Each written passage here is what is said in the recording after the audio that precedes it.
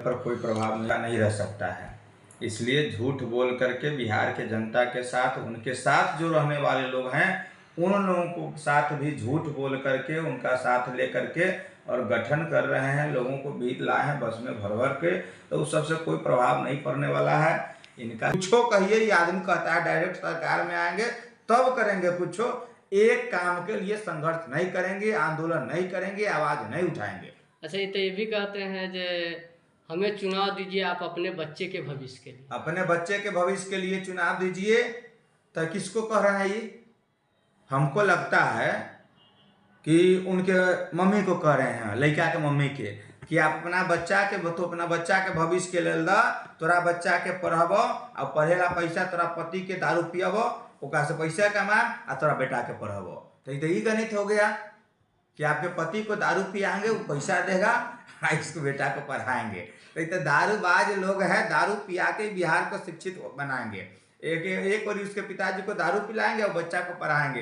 अगर मतारी ऐसे ही परेशान रहेगी, मार खाएगी, गाली सुनेगी, बात सुनेगी, तो गांधी जी को ये व्यक्ति पीछे बैठा देता है, खड़ा कर देता है, और गांधी जी के नाम पर ये लोग उल्टा पुल्टा अपन बात बतियात रहता है कि गांधी जी नहीं कहते कि समाज का भला कर सकते हैं दारू बंद करके। तो हम पूछना चाहते हैं प्रशांत किशोर से कि कहियो कहीं लिखल है कि गांधी जी कहले हैं कि दारू पिया पिया करके समाज का भला, समाज का विकास हो सकता है? वो चीज़ बता दे कि कहाँ गांधी जी कहले कि दारू बिना पीले समाज का विकास नहीं होगा, दारू पीना पड़ेगा विकास होने के लिए, आगे बढ़ने के लिए, और गुलामी करेंगे हम। प्रशांत किशोर तो ये भी कहते हैं अगर दारू खुल जाएगा तो उससे टैक्स आएगा और देश का, बिहार तो का विजन नहीं है ना, विजन मेरे पास है। हम बताते हैं बिहार के एक एक हाथ को रोजगार देंगे, बिहार संसाधन युक्त होगा, परिपूर्ण होगा, बिहार से पलायन बंद करेंगे, और पलायन केवल रोजगार के लिए नहीं, शिक्षा के लिए, व्यापार के लिए, उद्योग के लिए, स्वास्थ्य के लिए, इस सब पलायन बंद करेंगे। बिहार के लोगों को बिहार में रोजगार देंगे, इसके लिए दारू हमको नहीं बेचना पड़ेगा। बिहार के पास इतना संसाधन है, कभी समय मिलेगा, लंबा जगह दीजिएगा तो बताएंगे एक एक चीज पर, एक एक बिंदु पर कि एक एक हाथ को किस किस क्षेत्र में कितना रोजगार देंगे।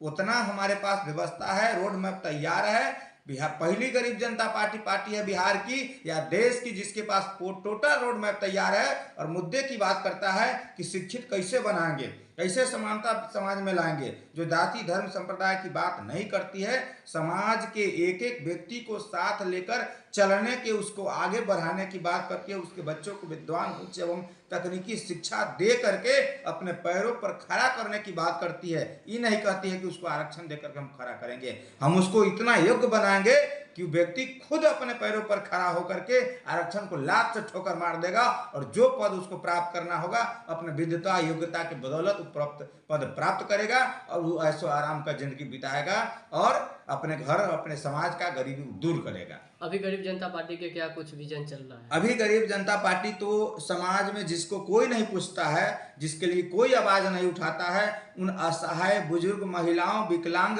और विधवाओं के लिए हम संघर्ष कर रहे हैं कि जिस तरह बिहार के अलावा 2,000, 3,000 वृद्धा, विधवा और विकलांगों को पेंशन दिया जा रहा है, बिहार में भी हमारा संकल्प है कि जब तक इनको 2,500 रुपया पेंशन नहीं दिलवाएंगे तब तक हम लोग संघर्ष करते रहेंगे, और इनको सरकार को झुक करके इनको पैसा देना पड़ेगा, इनको मंथली देना पड़ेगा, इनको पेंशन देना पड़ेगा। नहीं देंगे तो बिहार में 1.5 करोड़ पेंशनधारी है जो सरकार को उखाड़ कर फेंक सकती है और एक नए सरकार का गठन कर सकती है वोट दे करके। अच्छा, गरीब जनता पार्टी ठीक है, ऐसा भी तो हो सकता है किसी अन्य पार्टी से अगर ऑफर मिले सीट का। हम लोग कभी किसी पार्टी से, किसी नेता से मिलने तक नहीं गए हैं। हमको किसी पार्टी का सहारा की कोई जरूरत नहीं, हमको बैसाखी लेकर नहीं चलना है। जब हम बच्चों को पैर पर खड़ा करने की बात करते हैं तो इन विकलांगों को लेकर खड़ा कर सकते हैं जो अपने दम पर आज तक एगो चुनाव नहीं लड़ा।